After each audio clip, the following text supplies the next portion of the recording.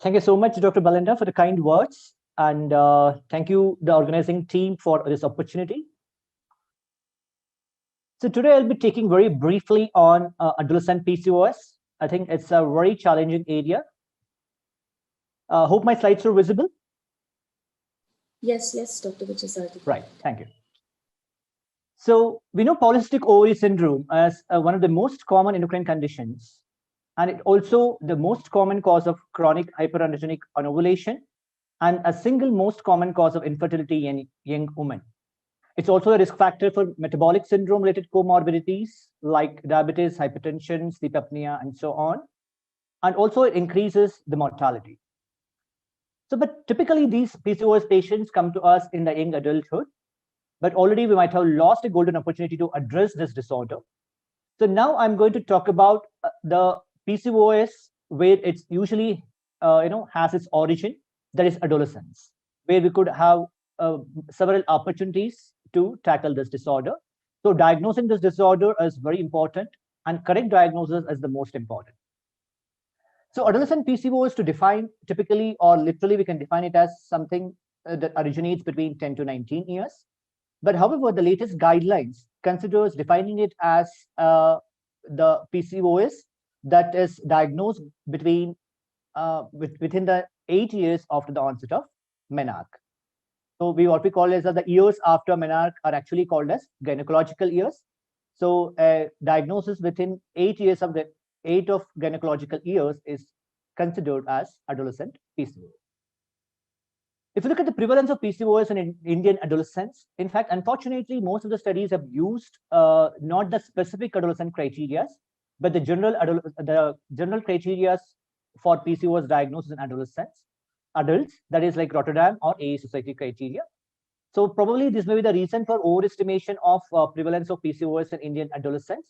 But what we need to look at is that even the AA Society criteria, which is relatively a stringent criteria, yielded a prevalence of 10.7. So we know that probably in Indians, there's a very significant comorbidity or morbidity in Indian adolescents. Before I move on to the adult diagnostic challenges and management challenges in adolescent PCOS, let me just give the pathophysiology of PCOS. Probably it will be useful for the DM endocrinology residents who are attending this. But it's not different for adolescents or adults, but same. But still, I would like to spend maybe a few minutes on this. The pathophysiology of PCOS typically includes hypothalamic dysfunction, insulin resistance, and theca cell hypersensitivity. But again, what is the origin, whether it's a hypothalamic dysfunction or it's an insulin resistance? In fact, nobody knows. Even today, it is something similar to whether it's a chicken first or egg first concept. But to understand the process, we have to start somewhere. So let me start from the hypothalamic defect. In this hypothalamus, there will be an increased GnRH pulse. But what leads to it? What we know is that there is a decreased dopamine and decreased opioid inhibition, which contribute to the increased GnRH pulse at the hypothalamic level. And this increased GnRH pulse at hypothalamus leads to increased production of LH from the ovary, but decreases the production of FSH in a relative fashion. Increased LH acts on the theca cell to produce more androgens, whereas relative reduction in FSH fails to push granulosa cell action to complete follicular maturation, so there will be follicular arrest. Even increased androgens also contribute to the follicular arrest. As there's a follicular arrest, there is no ovulation, which leads to decreased progesterone. And there is also persistent E2. Typically, what happens is that whenever there's a ovulation, whenever there's a menstrual cycle, the E2 levels significantly fall to a certain threshold, which is actually acts as a stimulus for increase of FSH in the next menstrual cycle. But here, for some reason, there is a persistent E2, which would be contributed by the increased recruitment of follicular follicles. And also, there are some other mechanisms which I'm going to come later. But these factors like increased androgens, decreased progesterone, persistent E2 in the early phase of menstrual cycle, all of them again contribute to the hypothalamic defect. So it's a vicious cycle happening. So let's move on to the second important factor, that's insulin resistance, how it contributes to the pathophysiology of PCOS. Of course, there's insulin resistance and compensatory hyperinsulinemia. So it also directly acts at the level of the hypothalamus, probably, which could be In addition to reduced dopamine and opioid inhibition, even insulin resistance could be a primary factor stimulating this hypothalamic defect. In addition, it also acts directly on the theca cells of the ovary to produce increased androgens, maybe on the IGF-1 receptor as a specific spillover. Insulin resistance and hyperinsulinemia also act on the adrenals to produce increased adrenal androgens as well, which add to the pool of circulating androgens. And in addition, insulin resistance acts on the liver to reduce the binding proteins. There's a decrease in the IGF-BP1, which increases the free IGF-1, which acts on the theca cell to further contribute to the increased androgen production. And there is also reduced synthesis of SHBG. So obviously, there are more free androgens, which work more effectively on the target organs.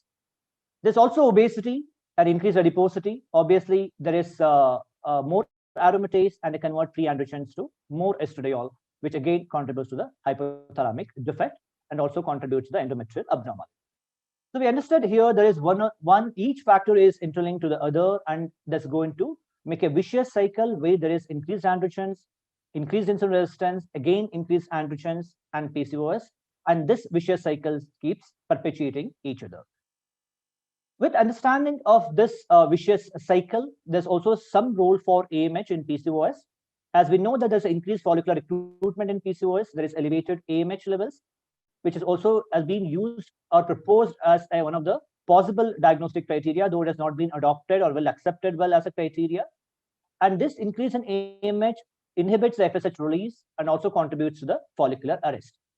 In addition, AMH also inhibits the aromatase activity, thereby reducing the estradiol, and consequently, testosterone is elevated. So there may be a contribution of AMH for hyperandrogenemia as well, right?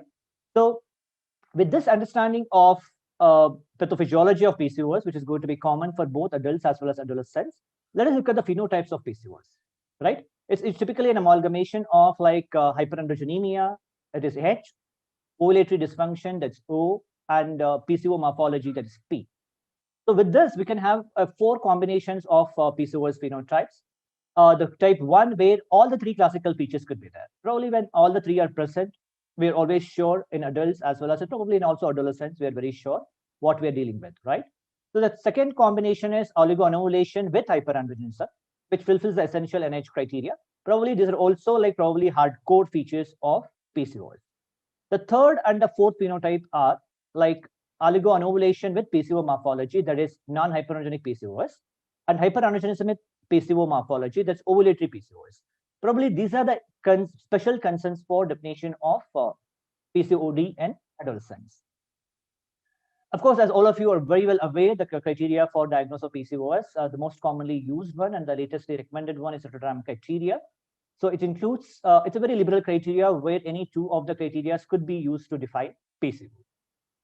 Whereas AA Society makes the presence of hyperandrogenism either in the form of hirsutism or hyperandrogenemia as one of the absolute criteria, in addition to presence of one of the other 2 criteria. It is slightly more stringent than Rotterdam. The most stringent is the NH criteria, which says that, which does not consider PCO morphology as one of the criteria at all. So probably this may be a more suitable criteria for adolescents. Let us go and see what are the limiting factors which we are going to have while defining adolescent PCOS. In fact, it's very challenging, basically because the symptoms of PCOS arise during the early pubertal years, right? Because we know that PCOS starts in the peripubertal years. And the features which are common to normal female pubertal development are also the features of PCOS. There the confusion starts.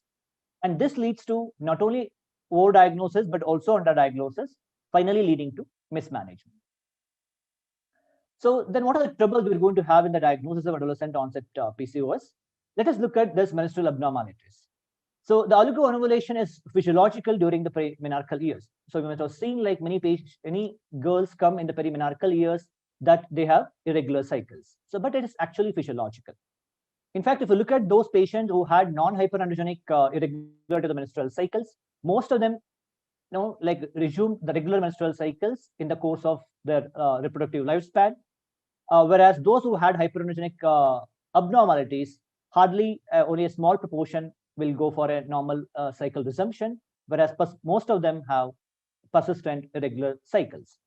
So it's very important we differentiate these patients who have hyperandrogenic anovulation from those who had non-hyperandrogenic anovulation to differentiate the normal physiology from PCOS. Then how are you going to do that? For this, we need to have probably like those who have significant abnormality, which we're going to define like this. In fact, the guidelines suggest that during the first year of first post-menarchal year, or the first gynecological year, there's no need to consider PCO definition, or any cycles, any absence of cycles also should not be considered as abnormal during the first gynecological year. But the second and third gynecological year, persistent prolongation of the cycles for more than 45 days should be considered as abnormal. Whereas in the fourth gynecological year and beyond, less than 8 cycles per year or persistent prolongation of cycles for more than 35 days should be considered as abnormal. Whereas for any time, okay, after the first post-menarchal year, any cycle lasting for more than 90 days, like then this post delayed for more than 90 days, should be considered as abnormal. In addition to these things, even someone who is having primary amenorrhea by the age of 15 years, or someone who is not attaining menarche after 3 years of initiation of Thilarche, typically when the breast development has reached B4 and beyond, we should think of a PCOS in those patients. Right. So after understanding what is really abnormal menstrual irregularity for an adolescent, so let's move on to the clinical features of hyperandrogenemia, that's hyperandrogenism. The most classic manifestation is hirsutism. I think all of you are very aware of the hirsutism definition. I don't want to go for it, but understand that it depends on not only the circulating level of androgen, but also on the local androgen concentrations and sensitivity of the pilosebaceous unit or the hair follicle to androgen. So in fact, there may be some patients who have hirsutism despite normal level of androgens. So unless if you're using hirsutism as a criteria, using only free androgen elevation as a criteria, you may miss some patients of PCOS who may be having hyperandrogenism. So hirsutism is typically defined by modified Ferryman-Galway. Typically, it's defined as a score of more than 8 as hirsutism. But now there is a trend that people are trying to identify that different ethnic population have different sensitivity to androgens, and they may manifest hirsutism at different score levels. So hence the scores are being reduced recently to 4 to 6 instead of 8. And in fact, some ethnic population, it may be as low as 2 to define hirsutism. So if you look at, again, the problem for hirsutism in adolescents is that, as I told earlier, some patients of adolescent PCOS may not manifest hirsutism despite having a hyperandrogenemia, because hirsutism development also takes some time. So as you can see here, so if you look at like during the early postmenarchal years, less than 2 years, only around 8% of the adolescents had hirsutism, whereas it significantly increased to 30% after the 2 years of postmenarche without any significant change in the androgen levels. That means that hirsutism definitely takes some time to manifest despite having elevated androgen levels. Another important manifestation of hyperandrogenism, though we don't consider significantly as one of the criteria, is an acne. In fact, it's one of the common manifestation of hyperandrogenism in the absence of hirsutism as well. It's comedorenal acne is a common feature during adolescence, which again makes you confused while handling an adolescent patient as suspected PCOS. But that's why we're not giving too much of importance for these comedorenal acne. But where we need to suspect hyperandrogenemia is where we have moderate severe inflammatory acne vulgaris, especially which is unresponsive to topical medications. But again, even if they have a moderate severe inflammatory acne vulgaris, we are not going to consider this as a criteria of PCOS, but it should just act as an indicator to test for hyperandrogenemia. Moving on to the third important criteria, that's the PCO morphology. Typically, we know that ovaries are enlarged with increased stroma and increased number of small peripheral cells and PCOS. Typically, it's more than 10 ml of either ovarian volume, or a antral follicle count of more than 12 per ovary is used to define PCO morphology in adults. But however, assessment of ovarian morphology in adolescent girls is not so clear. They may have a slightly higher ovarian volume than adults because of the increased gonadotropin stimulation that typically occurs in stage 4 and stage 5 of puberty. and they also, because of which they also manifest increased number of follicles. Moreover, even to assessment of accurate follicle count may not be possible in adolescents, as TVS is not feasible. And if you use adult criteria for PCO morphology in adolescents, nearly 1/3 to half of the normal adolescents meet the adult criteria for PCO morphology. There have been some suggestions to make it more utilized, this criteria, where probably ovarian volume of more than 12 cc, which is mean volume, or a single ovarian volume of more than 15 cc has been recommended. However, the latest guidelines suggest that PCO morphology should not be used in patients where you're evaluating for adolescent PCOS, at least for 8 years after the menarche. Another important thing, in fact, probably one of the most reliable criteria is actually hyperandrogenemia, that's documenting elevated androgens in the blood. But again, if you look at this factor in comparison of the PCO morphology, those who had PCOS are the ones who really had elevated free testosterone, whereas those who had isolated PCO morphology, especially in adolescents, had a prevalence of hyperandrogenemia, which is similar to those who had normal ovarian morphology. That clearly says that probably PCO morphology is not going to be of any significance to the diagnosis of adolescent PCOS. Let's look at the reliability of hyperandrogenemia. Again, the problem is that there are no reliable norms of androgen levels in adolescent girls. Okay, but however, it's been noticed that like shortly after the menarche, serum testosterone levels of adolescents attain adult levels. So we can use the adult testosterone levels as the appropriate criterion to define hyperandrogenemia even in adolescents. But another important factor, what we need to remember is that the longer the cycle, which is an ovulatory cycle, the testosterone serum levels do go up a bit, so which again can produce false hyperandrogenemia in these patients. So whenever we consider hyperandrogenemia evaluation, so calculated free testosterone or free androgen index are preferred over total testosterone according to the latest guidelines, because they're going to be more sensitive than total testosterone. But however, don't ask for a measured free testosterone by RIA or the immunoassays, because they're going to be very irrelevant.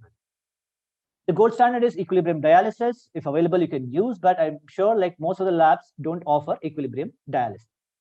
There are some suggestions to use androstenedione as a criteria, but like there is no great advantage and hence not recommended by the guidelines.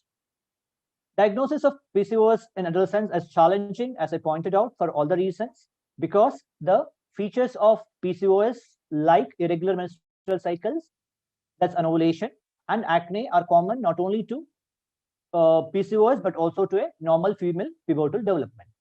And ovarian morphology that's typical of PCOS in adults may be a normal variant in adolescents, so hence cannot be used.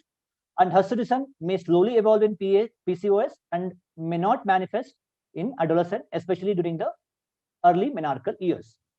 So with this understanding, so let's go for a tight criteria for adolescent PCOS, where I'm not going to go wrong. So what does it say? So you go for abnormal uterine bleeding pattern, which is abnormal for the gynecological age, okay, which is persisted for at least for 1 to 2 years. And document hyperandrogenism either with one of the two, where there is androgen elevation, that is hyperandrogenemia, which is above the adult norms in a reliable reference laboratory, and or document a moderate to severe hirsutism as a clinical evidence of hyperandrogenism. Of course, there could be a moderate to severe inflammatory acne, but don't use it as a criteria, but just use it as an indication for hyperandrogenemia. Like adult PCOS, we also need to rule out a secondary cause of PCOS in adolescent PCOS as well. You know, like thyroid dysfunction, hyperprolactinemia, non-classical CAH, neoplastic androgen secretion either by ovarian or adrenal tumors, or really even Cushing syndrome, acro, glucocorticoid resistance, and drug-induced can be causing secondary PCOS. Thyroid dysfunction and hyperprolactinemia are the common causes, but be cautious.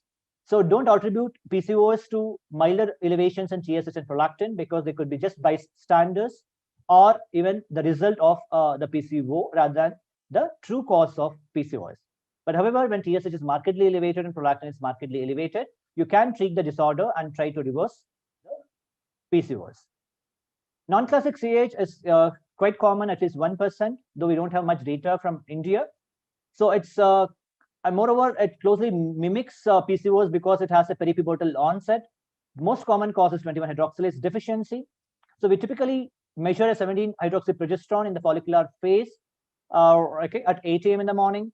If it's less than 2 nanogram per ml, you rule out CAH, 21-hydroxylase deficiency. If it's more than 10, we know it is non-classical. But if it's between 2 to 10, so we need to go ahead with an ECT stimulation test. After stimulation, it's still less than 10. We know we have ruled out 21-hydroxylase deficiency. If it's more than 10, we know it's a non-classical CAH. But however, there is a small possibility of missing the other forms of CAH if you go by this protocol. That's why the latest guidelines from Endocrine Society have suggested for someone where you're suspecting CAH and baseline 17-OHP is 2 to 10. So instead of going for isolated 17-OHP measurement after ACT stimulation, you can go for a steroid profile where you can also simultaneously pick up 11-beta-hydroxylase deficiency in addition to 21-hydroxylase deficiency. So of course, whenever we have a PCOS phenotype, especially in adolescent, all patients you do TSH and prolactin. If someone come with hyperandrogenemia, then you definitely need to do 17-OHP. And if required in a borderline 17-OHP, you go for steroid profile. Someone who comes with rapid progression of virilization or total testosterone above the 2 times upper limit of the normal, rule out adrenal and ovarian tumors. And evaluation for acro and Cushing should be reserved for only those patients who have hardcore clinical features of these 2 disorders. Just a bit on AMH and PCOS, it reflects the ovarian reserve and closely correlates with the number of growing follicles. It's elevated in patients, non-obese girls with PCOS. AMH concentrations are also found to be higher in girls with obesity with PCOS compared to obese girls without PCOS. So definitely it's could be a marker, but however, currently it's not recommended as a criteria because of the large overlap between PCOS and non-PCOS patients, and even also the poor accuracy and precision of AMH measurement. In addition to these components, we also should not forget that the PCOS girls as well as women are more likely to have several comorbidities. So they may have metabolic components like glucose intolerance, dyslipidemia, sleep apnea, non-alcoholic fatty liver disease, and also psychosocial issues like depression and anxiety disorders. They're also at risk for endometrial hyperplasia and infertility in the later life. So whenever we have an adolescent with PCOS has come to us for the first time, so while diagnosing, just document serum total testosterone along with SHBG so that you can calculate the free androgen index. Serum LH and FSH you can document not as a diagnostic criteria for PCOS to rule out any milder hyperhypos or when you are suspecting hypo. And USG abdomen not typically indicated for PCO morphology, but again, you can still do if you want to look at the non-alcoholic fatty liver disease, or definitely indicated when you have markedly elevated androgen levels to rule out ovarian androgen, oral or adrenal androgen secreting tumors. Rule out secondary causes with TSH, prolactin, and 17-OHP. Look for the metabolic disorders, but again, measurement of fasting serum insulin is not routinely recommended. Another concept is PCOS at risk. I'm sure like all PCOS patients, especially during adolescence, will have the overt manifestations of PCOS. So there may be an evolving phase of PCOS. Right? So in these kinds of incomplete PCOS phenotype in adolescents should not be diagnosed as PCOS, but however, they should be given a label as PCOS at risk and should be carefully monitored for the evolving features of PCOS. And even these patients should be managed similar to PCOS patients whenever they have some clinical manifestation. So moving on to the management of adolescent PCOS. So it's almost typical to adult PCOS. You have to manage menstrual irregularities, hirsutism, acne, and alopecia, and address the CVD risk. And even if they are at risk for PCOS, you have to treat them. What do we use? Sevocip is the first-line drug and should be considered for the management of clinical hyperandrogenism under or irregular menstrual cycles as monotherapy. And there's insufficient data, however, to decide or recommend any particular dose or the combination of progesterone, estrogen, kind of a thing. So, but however, it's generally recommended that don't increase the doses beyond 35 because there's no much evidence to suggest that there's a greater efficacy of using higher doses. But there's clear evidence that if you use too much higher doses, there's an increased risk of deep venous thrombosis. However, significant proportion of patients do require up to 35 mcg of ethinyl estradiol to regularize their menstrual cycle. Again, if you look at the progesterone monotherapy, which we typically use for patients who have isolated menstrual irregularity without much of hyperandrogenism, it can be used in adolescents, but there is limited data. But again, remember, if somebody is having a hyperandrogenism, it doesn't help there. Metformin can be used as an adjuvant therapy, right? Though it was not recommended as a treatment line in adult patients with PCOS. Probably there's a bit higher evidence for metformin use in adolescents, though we require even more larger data to make its routine use in adolescent PCOS.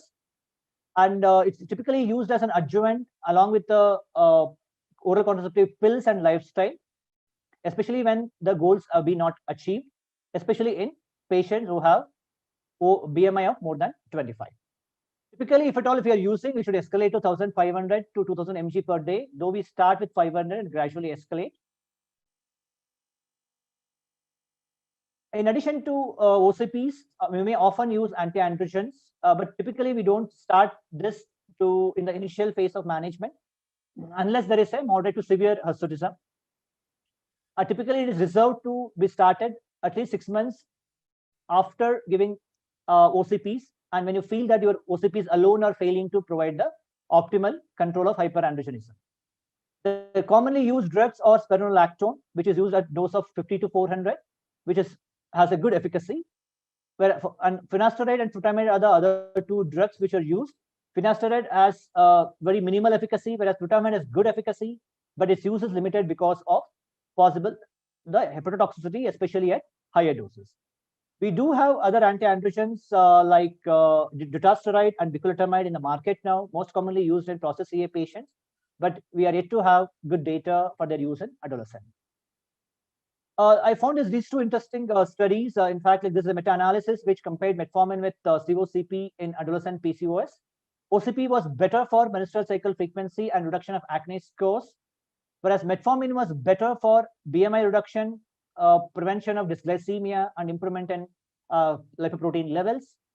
Whereas though this study was brought out of only 4 studies, though I don't want you to go with the statement that metformin has similar efficacy as hirsutism, but this was the study finding from this meta-analysis. But typically in adults, we know that OCPs are much better in management of hirsutism when compared to metformin. Another network meta-analysis published in this year, which clearly looked at the efficacy of these drugs. It said that when compared to a single agent, any double agent is better in managing hirsutism. Like metformin OCP, metformin anti-androgen was significantly more potent than any single agent. Obviously, dysglycemia was significantly better with metformin, but when compared to OCPs.